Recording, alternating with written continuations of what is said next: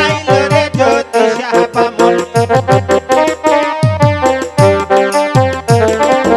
যেমন তেমন গুণ পড়া আমার গুণ নাই আগে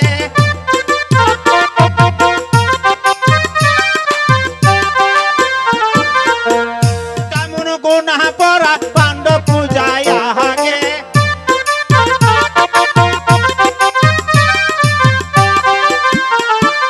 যেমন তেমন পাণ্ডব পূজা আমার পূজায় আগে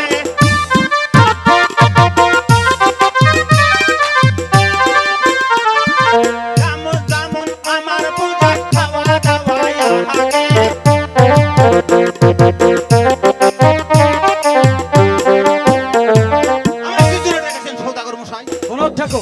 তোমাকে কেন রেখেছি?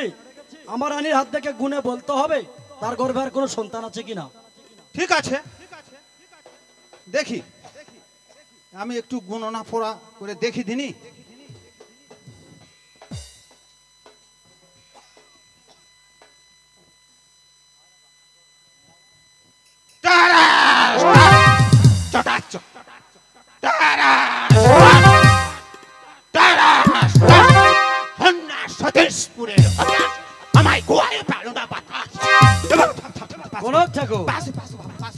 এটা আবার কেমন ধরনের ঘটনা?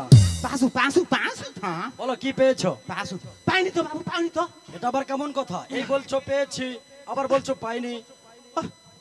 হ্যাঁ বাবু পেয়েছি, পেয়েছি বাবু। বলো কি পেয়েছো? পেয়েছি বাবু, এবার পেয়েছি বাবু।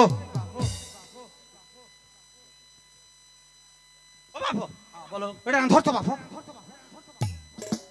জ্যোতিষ পহরাইয়া সৌদাগরকে জানায়া তোমার ঘরে জলম দিল সোনার লক্ষ্মীর দোরে। জ্যোতিষ পহরাইয়া সৌদাগরকে জানায়া। বলো থাকো, ব্যস্ত করো থাকো। বাবু বলুন। ভয়ে বলবো না, নির্ভয়ে বলবো। ও বাবু কিছু তো কবু না। বলছি তো কিছু বলবো না, বলো। উজ্জ্বল কিছু তো কবু না বাবু। আচ্ছা বাবা, তোমার তোমার ছেলে কিন্তু পাশের ঘরে সাপে কাটিবে। কি বলছো? সাপের বাবার ক্ষমতা নেই বাসর ঘরে প্রবেশ করে। তবে সনাগনক ঠাকুর, এর কোনো উপায় আছে? আছে,